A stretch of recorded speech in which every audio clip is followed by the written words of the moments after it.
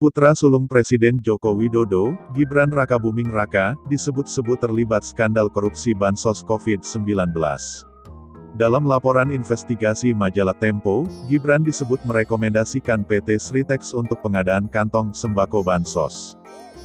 Menanggapi hal ini, pelaksana tugas PLT, juru bicara bidang penindakan KPK Ali Fikri mengatakan akan mendalami setiap informasi yang diperoleh berdasarkan keterangan saksi. Kami memastikan, setiap informasi akan digali dan dikonfirmasi pada saksi-saksi yang diperiksa, kata Ali, Senin, tanggal 21 Desember tahun 2020. Semua akan dibuka saat proses persidangan. Ali mengatakan, penyidik masih akan melengkapi bukti, data, dan informasi dengan memanggil dan memeriksa sejumlah saksi. Dia menambahkan, saat ini proses penyelesaian berkas perkara kasus itu masih terus berlangsung. Namun demikian, tentu terkait materi penyidikan tidak bisa kami sampaikan saat ini. Karena, semua akan terbuka pada waktunya nanti ketika proses persidangan yang terbuka untuk umum, ujar Ali. PDI Perjuangan belum tahu kabar Gibran terseret kasus bansos. Ketua DPP PDI Perjuangan Hendrawan Supratikno mengaku belum mengetahui kabar Gibran diduga terseret kasus bansos.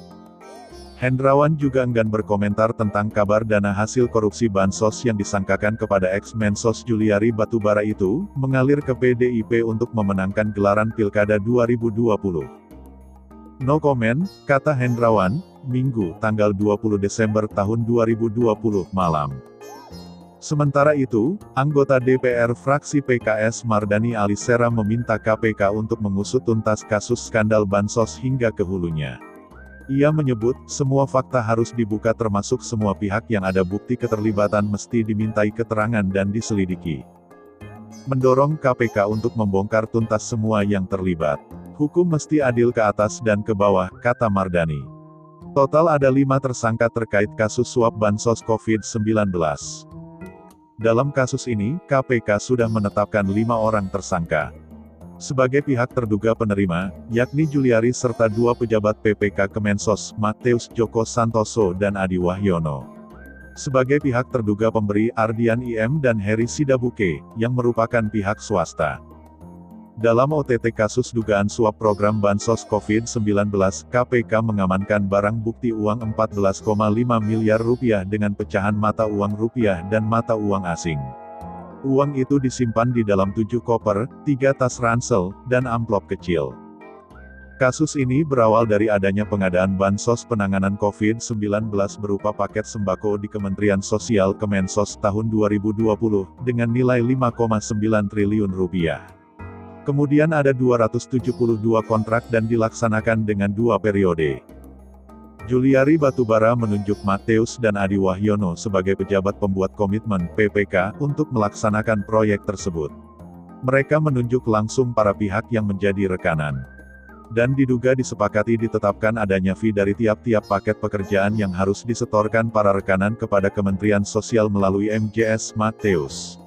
Untuk fee tiap paket bansos disepakati oleh MJS, Mateus, dan AW, Adi, sebesar Rp10.000 per paket sembako, dari nilai Rp300.000 per paket bansos, jelas Ketua KPK Firly Bahuri dalam konferensi pers, Minggu tanggal 6 Desember tahun 2020.